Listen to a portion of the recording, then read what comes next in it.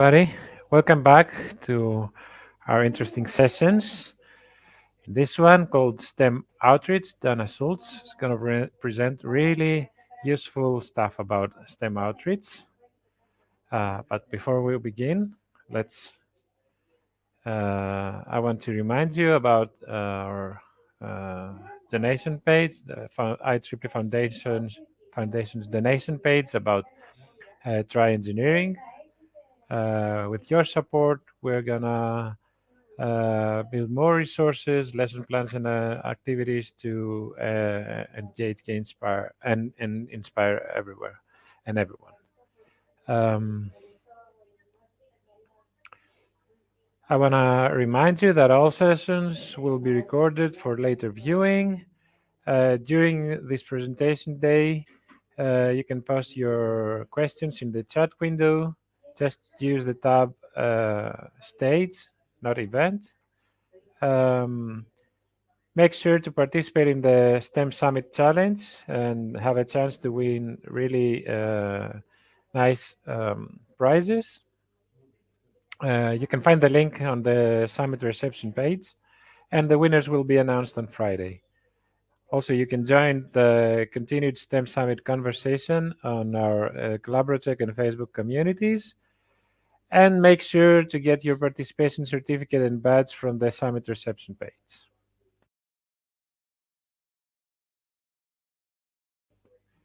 So I want to welcome Dawna Schultz, Senior STEM Outreach Education Manager in IEEE.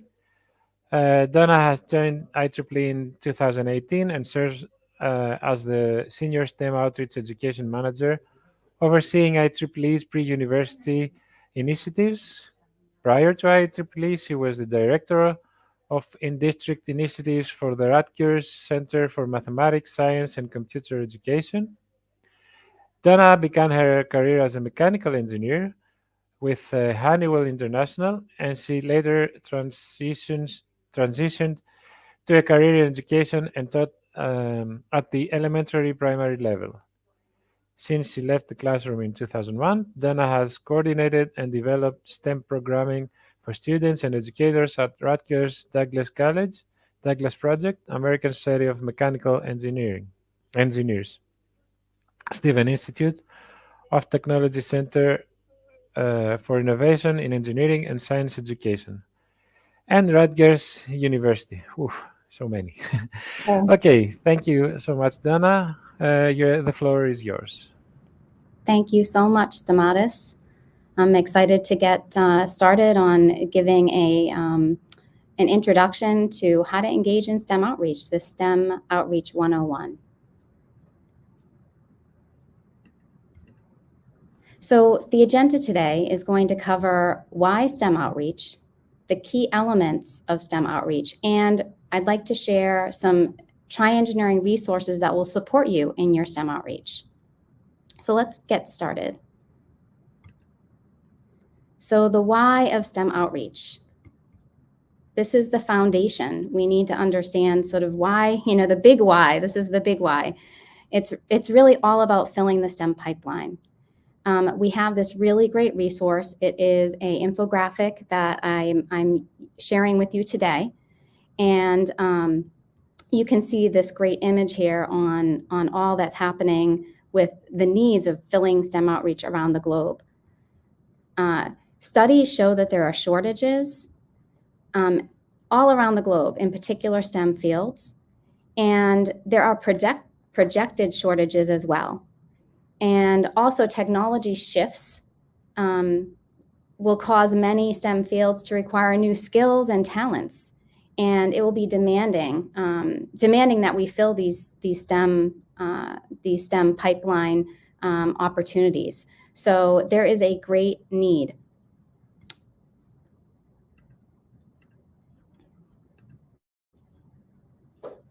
We need more diversity, right? This is for sure and for certain. And how can we fill the pipeline? We need to target underrepresented groups to increase our diversity. You can see here on the slide that over 30% of the world's researchers are women, and that is great. But we can do even better. Not only that, but the world needs more diverse viewpoints and experiences in order to design solutions that meet each community's unique needs.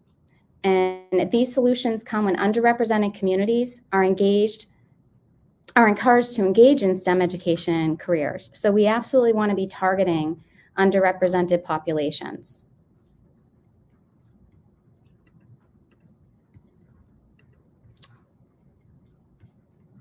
So we need to have a diverse STEM force so that we can solve the world's problems, right? The United Nations created the 17 Sustainable Development Goals, or SDGs, as you probably have heard. And these SDGs are a universal framework that aim to end poverty and other deprivations, improve health and education, reduce inequalities, spur economic growth, tackle climate change even, and preserve our ecosystem. So they cover all of these major challenges that we have around the world. And we need a diverse STEM workforce to make these goals a reality. Without a strong STEM workforce, will we be able to solve these challenges? And so it's really important that we can fill our pipeline with a diverse and competent talent pool. So let me get into some of the key elements of STEM outreach. We're going to talk about the need, the type of programs, impact, and data collection. So what is the need? That's what we need to be considering. This is the why of your STEM outreach. So why are we doing the STEM outreach? Is there really a need? That's a question that you need to consider as you're beginning to develop a STEM outreach program. And you want to be asking, does this activity align with goals and objectives for your group? Were there any specific requests for this activity, this service? Did it come from a school, a teacher, a community? Was there a need identified? And you want to be, if you're starting, you want to be looking for those needs. You want to be asking your community for how you might be able to support them and help them. I mentioned these United Nations Sustainable Development Goals. Does your initiative address those? That might be another need that you want to fill. You want to help solve those problems. So it can be both local and global in scope, right? And it can be all of the above. It can be both local and global, right? And does it target underserved or underrepresented populations? As we mentioned before, how important that is to have diversity in our STEM workforce. So you might want to be targeting girls in particular, as we know that they are underrepresented in some of the STEM professions. Also, in addition to what is the need, we need to address, can we meet this need when we're considering doing STEM outreach? Do you have all the needed resources and expertise to deliver the activity with high quality? It might be that you have the funds, but maybe you don't have the right people to support you. Or maybe you have the right people, but you don't have the funds. So those are some things that we need to consider when we're developing STEM outreach initiatives. So you may not have had the funds or the expertise. So one thing that you can do, some things that you can do to get those, is to seek out partnerships so that you can help, so that you can get the expertise that you need. Might be that you're a team of maybe electrical engineers, but maybe you need some help with oceanic engineering. We had that on today, or mechanical engineers. So you might need to partner with some other technical expertise, or it might be that you need a different type of expertise. So seeking out partners can fill that gap for you. The other thing is you might need funding. And so locally, you want to be looking for businesses and corporations that might want to partner with you and provide funding. You can also apply for grants. I'll be talking about some opportunities. We have resources on our one of our platforms where you can find some grant opportunities. But I have to mention here that we do have an IEEE STEM grant program that will be rolling out in January, and you can consider applying for that if you're looking for some seed money to start a new initiative. So we need to be looking at partnerships and funding. And now I want to get into, we talked about the need, right? Now we're going to talk about what type of STEM outreach. These are all these key elements of STEM outreach. So the need, and now we're going to talk about what type, the who, the what, and the how. So who will you be serving? It seems so simple, right? Who are you serving? But within the STEM outreach community, right, you could be serving students directly. You could be working with teachers directly. Maybe you're doing teacher training on helping them learn how to code first, and then they're going to teach the kids how to code. You might be doing an initiative to bring awareness to parents about the careers in your area. You might even be doing volunteer training other volunteers how to do something in your STEM outreach. And you might be targeting, as we said, underserved populations. So these are some things to think about, is who do you need to serve? What is that need, and how are you going to address that need by who you're going to serve directly? There's the direct and the indirect. So, in some cases, the indirect is you're going to be serving students indirectly through teachers by doing the teacher training, and so on. So we need to consider who we are serving in our STEM outreach. What learning opportunities will you provide? This is another big thing to think about as you're developing your STEM outreach initiatives, another critical boulder in the planning. Now, suggested learning opportunities can be any one of these followings and then some. It can be meet and engage with STEM professionals, right? That's the goal, is that we want our students to meet and engage with engineers, practicing engineers, or practicing scientists, right?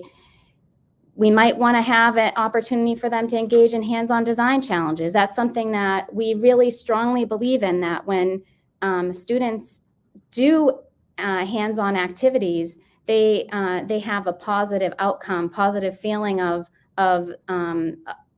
doing engineering or doing science, right? So that's something that we really encourage, is hands-on design challenges in the context as a way to deliver STEM outreach. We believe another learning outcome can be technical skills. I mentioned coding. There's also CAD and soldering and other basic skills that we want our students to understand. So it could be that you're going to deliver a workshop on how to solder, right? Or have a camp where you're going to do all those skills, right? Another learning opportunity can be to learn about STEM career pathways. It can be a very deliberate, where you talk about how a student applies to a college, how do they find a college, how do they determine which major to pursue within the STEM fields, all of that, right? And then beyond that, do they pursue internships, and how do they get that first job, right? All of that stuff. So it can be a STEM outreach initiative that is preparing students for how to begin that first step of a STEM career, which is college, right? It could be that the focus is on non-technical engineering habits of mind. We've used that in other sessions, but these are things like often called soft skills, right? But for engineers, it's maybe more about, are they resourceful? We want to maybe have an outreach that focuses on teaching them resourcefulness or adaptability or systems thinking even, right? So those are some of those non-technical engineering habits of mind that might be a learning opportunity. Another kind of learning opportunity, what about ethics in engineering and technology? That's really important. And maybe having a targeted learning opportunity around teaching students or teachers or parents about ethics in engineering might raise their perception and they might see the value and the importance of engineering more if they understand the ethics around it. And the last one that I wanted to mention, these are just some examples, some suggested learning opportunities, is participating in solving real life problems. So having students identify, define, and then ultimately solve a real problem in their community is like the coolest, right? That's like such a great way to engage with students. It's not easy. That one requires, and we'll talk a little bit about length of time and number of engagements and stuff like that. But that's another great learning opportunity. So these are just some examples to inspire you as you're considering your STEM outreach initiative. The how. So we talked about the need. We talked about the what, the learning opportunities that you're going to be providing, and then the how. So you might want to provide, as we talked about, the career pathway. That might be something you feel very strongly about. You've met students that don't understand, and you feel strongly about that. But you may want to provide career pathway learning opportunities through a camp. It might be a week-long camp or a 3-day camp. You might want to provide it as a hands-on workshop in an after-school environment, or it might be even during a career day or a tour, or even at a competition. You could do that at all of those different types of programs. So the learning opportunity can cross all of these different types of programs. And vice versa, right? Like, so these types of opportunities can have multiple learning opportunities in them. Like I mentioned, where a learning opportunity can cross all. For example, in the STEM camp, you could probably target every one of those learning opportunities that I mentioned in one camp, right? So that would be a big project, a big scope. But it could happen. And so you might be thinking about that, like, how many learning opportunities do I feel that I can meet successfully and with high quality in what type of program? So so we did the what, the why, the how, and let me get to the next one. And I have a quick STEM tip for you. No matter what type of program you choose to do, whether it's a camp, a hands-on activity, a workshop, a career day, whatever it might be, it is always good to make a critical link between your outreach that you're doing and STEM professions. And one easy way to do that is to hand out our infographic. We have this free infographic that is on our website. It happens to be on, and I'll mention exactly where it is. It's on our student section on our career pages, and it's called "How Will You Change the World?" And it's a short infographic just talking about the breadth of our profession within engineering, that there's so many different engineering types, and it just might spark a student. We want to be explicit about the tasks that you're doing and the career pathway connections that can be made. And so by being explicit, just simply handing this out, you might be able to check off one of those learning opportunities, right? So just something simple to consider. So now I want to get into another big boulder in as you're considering developing a STEM outreach program or initiative. You want to be looking at how will you measure your impact, and what does impact really mean anyway, right? We talk about it all the time. So measuring impact has two critical components: outputs and outcomes. And combined, they make your program impact.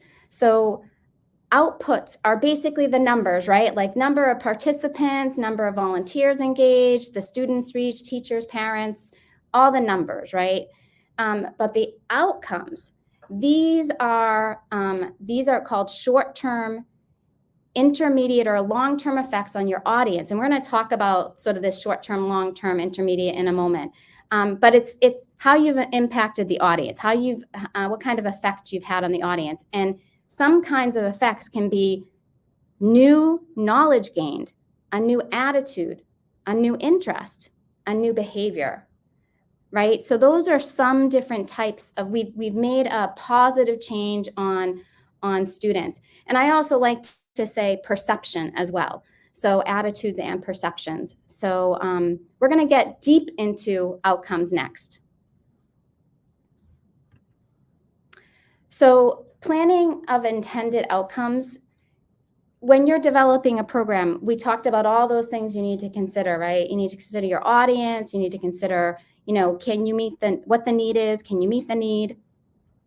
And now we're down to the nitty gritty, right? Like you've decided what you're doing, and now you need to come up with funding, materials, the space, who's doing it, right? We've talked a little bit about them, but so you're going to put all of that into the equation, right? And the next thing is the activities that you're doing. So the inputs and now the activities. These are those learning opportunities. They're meeting professionals. They're doing a hands-on activity. They're learning a technical skill, right? And then if you put those two in, what are the outcomes? How many volunteers are engaging with you? How many students? All of that. And then the final piece, the final bucket is it will result in what outcomes?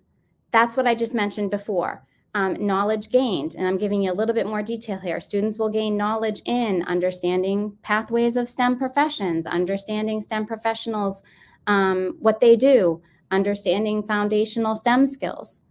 And the next one is the next outcome could be students will change beliefs in, they believe that they can be a STEM professional if they want. That one's huge. They have a positive perception of learning STEM skills, or they now value the importance of STEM solutions and STEM professionals. Those are huge. I feel like the beliefs are sort of the golden, that's what we're trying to achieve, right? We want to change, we want them to have a different perception of how they perceive themselves in relationship to STEM careers, so that they can believe that they can be a STEM professional. It's huge, right? And then maybe they don't want to do that, but we've then changed their beliefs that STEM professions, they make cool technologies, and these technologies are important. So now I value the importance of STEM solutions, right? That's huge if we can have that kind of an impact, right, on the pre-university community. Now, I mentioned these outcome ranges, right? So it gets a little detailed, but I feel like it's important to share it here as you're considering developing your STEM outreach initiative. You want to be realistic about the outcomes, right? Because some outcomes will be immediate, right? The short-term outcomes are expected within a short period of time right after implementation. Then there's that midterm outcome, and these require a longer period to fully take place. And then there's those long-term outcomes, which these may manifest themselves after the program concludes or even years later, right? So you want to be realistic in how you're defining your outcome and what your expectations are. So very quickly, the short-term outcomes. This is the most immediate and measurable result for participants that can be attributed to the activities that you've provided, right? So those learning outcomes, they happen during that class, during that event, that opportunity, right? During the STEM outreach. And I give you examples like change in skill or knowledge, right? We talked about that. You might begin to change somebody's perception, attitude, or behavior, but probably might not happen in the context of that 1 hour hands-on activity, right? Maybe it will, but maybe not. Maybe they need multiple touch points, right? And so the midterm outcomes, these are more distinct anticipated results through participation in program activities. And this is a deeper level of growth or skill and knowledge. So we might have had an introductory skill, and now through more touch points, they can grow in their skill, right? Or their knowledge. And then again, we've begun a change in perception, but now we're growing that change in perception. And then finally, the long-term outcomes, ultimately desired outcomes of implementation of program and activities. And these impacts of programs are dependent on conditions beyond the scope of the program. So, for example, we all talked in prior sessions, we talked about how we want students to pursue a career in, right, a STEM profession. But there are so many variables that go into a student's decision that we might be one touch point, one element of their broader decision. And maybe we are a positive impact nudging them toward that. But it took 5 more touch points from 5 other programs and other people to make that final decision, right? But maybe we're part of it. If you ask that student their story, they might say, hey, that program, that got me thinking about it, changed my perception, but it took these other things to make it happen, right? So I just wanted you to be, thinking about the reality of this short-term, mid-term, long-term. And I wanted to mention, I keep talking about touch points. So the shorter a program is, right, the less likely you are to have a long-term outcome, right? The more times you see a student, see a teacher, whoever your audience is, the more likely you are to have a longer term outcome. So more touch points, the more impact you're going to have. And so you might want to be thinking about that.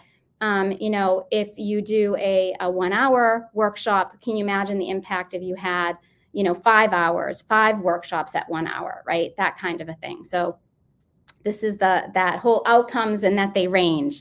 All right. Data collection. So this is another big boulder in our STEM outreach planning. Data collection is so important, and you need to be thoughtful about it at the front of your program, because you don't want to forget to collect the data. I have done that. I have been on STEM outreach initiatives where I was required to collect data and completely forgot to collect the data, right? You leave the building and the teachers didn't get the survey.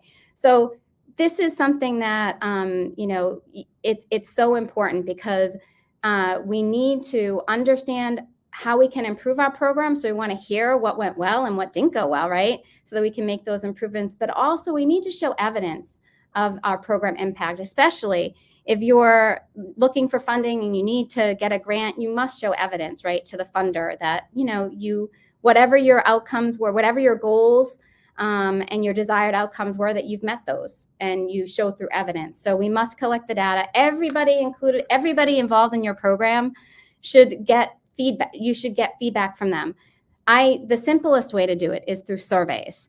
And whether it's a paper pencil survey, if you have technology, you can do a digital survey at the event. That's even better. You can do interviews, focus groups. You can have participants, if it's a longer term initiative, have them keep logs.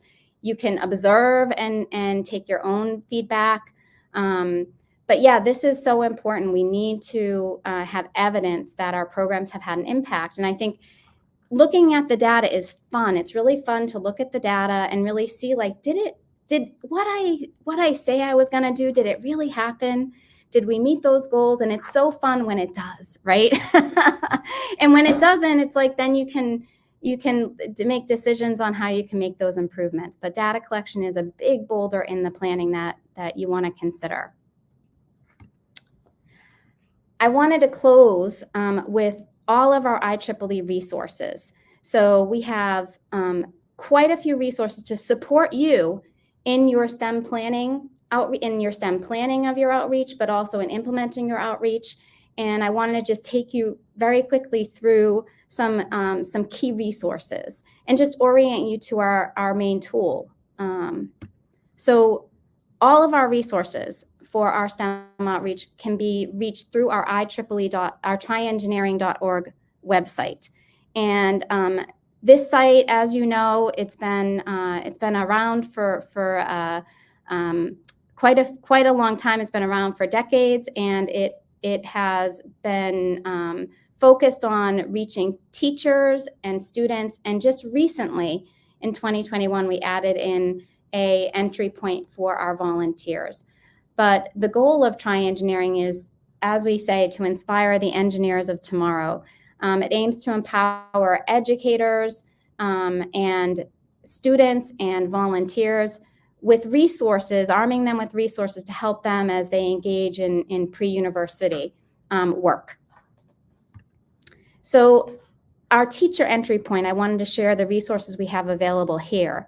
So we have, at the heart of our teacher pages, lesson plans. We have these amazing lesson plans. They range from all sorts of topics, from basic circuitry to we have wind energy and solar to bio, all sorts of, we have chemistry stuff, everything you can imagine. So check out those lesson plans. They are at the core of them, they're hands-on engineering design challenges that you can use in your STEM outreach or in your classroom, or at home, even with your children. And so that's the heart of it, these lesson plans. I think we have over 150 available, and it's an ever-growing library of resources for you. We also have a new tool, a new resource called Try Engineering Tuesday, and these are student guides that are thematic in nature around engineering and technology careers and concepts. So we have the metaverse, we have 5G, we have oceanic engineering, we have aerospace engineering, we have communications engineering. We have all sorts of topics that and it's in partnership with our technical societies. So it's our experts that are helping put these together. And hopefully they can be a great resource to you in your outreach or in your classroom. We also have some amazing articles. We try and keep our website fresh with 2 articles a week that come out around all sorts of topics, STEM pedagogy, or just the good of STEM. We have like some just encouraging articles or resource focused, but that's on our main page and also on our teacher page. But these articles are hopefully are fruitful for you as you're considering your STEM outreach initiatives. And something new we recently launched this year is our STEM community resources. And so this is a call to action for everybody. We want you to share your resources. Our community is amazing. I've met so many of you, and you're doing such great work out in your local communities, engaging with students and teachers and parents. So we want you to share what you've put together, whether it's a hackathon manual, or whether it's a PowerPoint on your robotics activity, or whatever it might be, or an article that you wrote. We want you to share it, and there's a new spot on our website for you to do so. So one of the other big elements of delivering STEM outreach is to engage in the community that can support you. And so we hope that you'll do that. Our student section has some great stuff that you can use in your STEM outreach. It has games, and games are a great way to engage students. And so you could peruse our games and consider adding a game into your STEM outreach. The games range in topics. We have a really great game on what engineer are you? It's like a little questionnaire, and it pops up like they ask different questions, and it will help students sort of, see that, oh yeah, there is an engineering career that might be of interest to me based on the answers to the questions. So there's some really cool games. So check out our games page and consider adding games to your outreach. We have a phenomenal careers page. This is new and refreshed, and it's ever growing. We're partnering with some of our technical societies to add career pages and improve them. And so those are another great resource. In addition to handing out the infographic that I mentioned, have them play that game and maybe bring them to that website and say, hey, take a look at all the different careers. And they'll find something there. We even have little activities underneath on each career page. There's an area for how they can engage, and that might be a nice, easy way for you to a nice, easy element for you to add into your STEM outreach. So, and there's resources to get involved in various STEM outreach, like competitions and summer camps in our Get Involved page. So that's another section on the site. And the last section, and the newest section, is our volunteers. We call it the Volunteer STEM Portal. And as I mentioned, it launched in 2021. And this is an area where our volunteers can engage together. We have shared, you can share your STEM programs, you can share your events, and we're really excited about this new section because we haven't had a community for our volunteers. And but we also, so in addition to being excited about collaborating with one another, I wanted to share the tools that we have here. So in addition to sharing your programs, You can share your events, post your events. We have this event feed that's really exciting. I wanted to mention that you can, there's an engineering toolkit that you can have access to as well that's featuring some of our most popular lesson plans, and we have a whole deck around it that would support you if you wanted to quickly put together a STEM outreach initiative. That's where I would go, and we'll be sharing all these slides with all these links. I also wanted to mention, I had mentioned earlier that we have our STEM grant program. Right now, it's for our volunteers only. It's a way for us to seed our volunteers that are interested in engaging in STEM outreach or supporting current initiatives or expanding current initiatives. So whatever, wherever you are in the process, the STEM grant program is for you. That's launching. We've done it for 2 years. We're going to be doing it again in 2023. And it's some funding that is available to all volunteers. So take a look at that. And I also wanted to mention we have this amazing STEM champion program. Many of you here, it's fun to see our STEM champions supporting us. That's going to be, we're in our current year right now, but that's going to be rolling out probably sometime in the spring for new champions. So be on the lookout for that.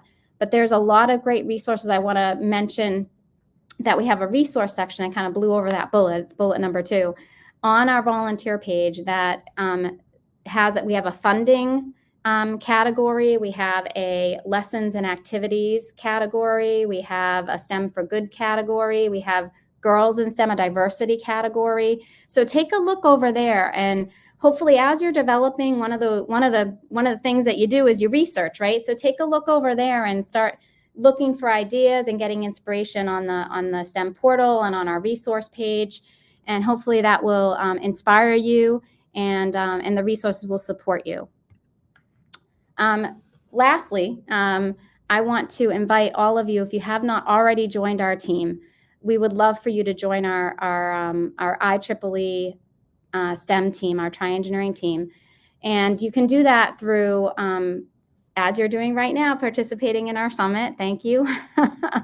As I mentioned, sharing your STEM outreach resources on our main page. That's so important. We're hoping that we can share with one another, and that we're not duplicating work, right? Like if I could take, your all your hard work and use it in one of my STEM outreach programs, how great would that be, right? So let's support one another and share our resources. We definitely want you to join the community through our newsletter. We have a newsletter that we send out monthly, and that features events and resources, virtual programming. We spotlight our volunteers and teachers. And so if you haven't joined our STEM community, there's a subscribe button on the main Tri-E website. On the right-hand bar, you'll see subscribe with our little butterfly. And so we want to make sure you do that. We also have a Facebook group and a Collaboratech community. The Collaboratech and Facebook are growing and vibrant, and we hope that you can join us over there as well. And for our volunteers, I already mentioned, we hope that you'll engage with us on the STEM portal by sharing your programs and posting your events through vTools. And this has been very exciting to see all of the programming happening around the world. It has really inspired me. So many of you have been doing such great things. And we have been collectively reporting on these events and pulling all of that data up. And it's been really amazing to see the reach that we're having. In the data so far, we've reached over 35 countries that have been reporting data. That alone, right? And hundreds of thousands of students engaged.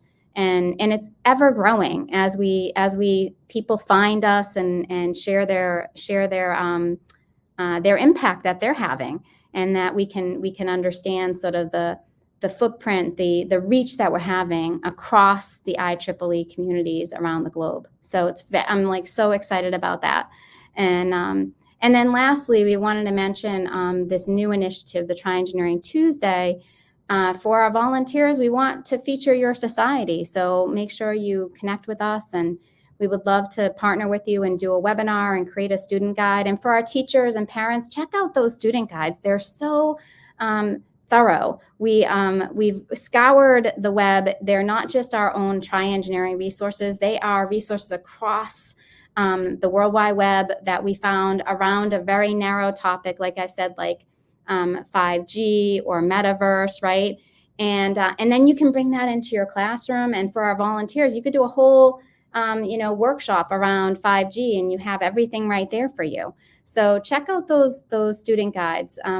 They're, like I said, they're thematic, and we hope that they're valuable to you in your STEM outreach. There's also the webinar that you can use in the classroom or watch if you're a volunteer to learn more about that topic. But so the Tri-Engineering student guides, I highly recommend them.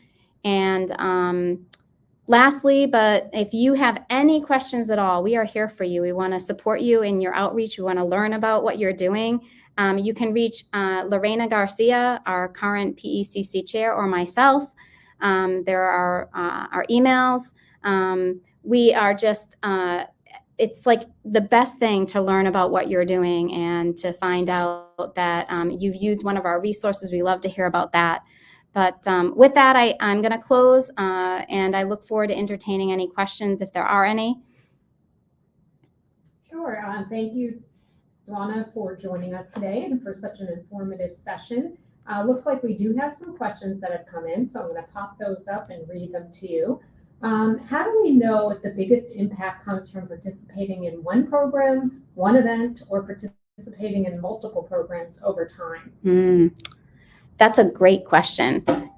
We really don't know. What we can do is we can do the impact, collect the data on each initiative that we're engaged with, right? And the only way that we'll know that is by talking to the student, right? I'm going to do a student as an example, right? The one student and that one event. If you interview them, 5 years post the event, right? Would that one event be the linchpin for them to have become an engineer? We'll only know if we interview them. So yeah, this is sort of the big nut to crack that we're all trying to crack, right, in the STEM outreach pre-U community, right? How do we do that? It's not an easy task, but all we can do is collect as much data as possible for every initiative we do, and hopefully that through that, and that's probably the best bet. Okay, got some more questions here for you. Are there examples online for the various STEM learning opportunities? There are examples online for the STEM learning opportunities. Let me think for a minute. Yes, there are examples, and we can maybe provide something, share that out. I'm thinking post this event, like where you could, but our Tri-Engineering, our portal has some really good examples. I would say that's probably the best bet right now. I'm thinking, and so for example, like examples of really great hands-on workshops, you'll find on our volunteer STEM portal. We have this whole library of programs on the portal, programs that volunteers have done. And they're categorized. So we have 9 different programs, which I mentioned many of them in that category list. But you'll see we have competitions and STEM and STEM fairs. There's a whole. If you click on that on our volunteer STEM portal, you'll see a whole slew of different types of learning opportunities, different types of programs that have different types of learning opportunities in them. So that might be where I would start. But I'll need to think more. But yeah, that's where I'm going to start. Okay, so the next question is, I developed a lesson plan. Can it be included on the Tri-Engineering website? Yes. So yeah. So if you developed a lesson plan, I had mentioned that we have a new button on share your resource. We want you to share your resources with us. And so in particular for lessons, or whether it's an activity or a full-blown lesson, we're going to share it one way or the other. Whether it's going to be, would be on the career resource page, but we're looking for those to come to into the Tri-E portfolio. So like definitely share your lesson, your activity, whatever you've been doing, and you can share it right through the button on the Tri-E page. Great. It looks like we've got a couple more questions before we wrap up. Is there a template, age-appropriate survey for outcomes that could apply to almost any activity? Yes. Yes. So we actually do have a template that is age appropriate. We use smiley faces. We use emojis as a way that works. So that's something that is on the STEM portal too. And so maybe we can elevate that or share that directly with you. But yes, we do have, there is a, and we call it a survey item bank. And so this item bank is, it's a template where you can pull the very specific outcomes or learning activities that you're engaged with, and we have a question. And we use like a Likert scale. And like I said, we use emojis for it, but you can pull the item, the question from the bank that works for your particular learning outcome. And so, and that resides on the STEM portal, but yeah, we can share it specifically. Yeah. Yeah. Those emojis are a great way to do the age appropriateness. You know, do like a sad face for, I didn't like it, and a happy face for I did. Okay. Looks like one last question here. I'm a teacher. Do you have career resources for my students? Totally. So we have a whole STEM fields page on our student tab, and that is ever growing. We recently refreshed it, and I hope that there's a lot of great resources for your students. We have, I think, over 20 careers right now represented, STEM fields represented. And they're very, like I said, very detailed. We have like an overview of that field. We have a history spotlight. We have famous people. We have the types of domains where you might work, and so on. We have even activities that students can engage in on that page. So it's a really wealth of resources on that page. You got to dig into it. So I definitely recommend. It's called STEM Fields page, and it's on our under our student tab. Fantastic. Thank you, Dawna, for joining us as wearing a presenter hat versus the event organizer hat. And we really appreciate the time you put in today. And thank you all for participating in this session. Our next session is tomorrow morning at 8:30. And we're going to have a really fun panel with 3 of our previous IEEE President's Scholarship winners. Kind of, you know, reaching back to some that are pretty far in their career, one that's a young professional, and one that just won the award this year. So I think it's going to be a lot of fun to hear from them and what they're doing now in their life. So join us tomorrow morning at 8:30. Thank you. Thanks, Lynn. Thanks, everyone.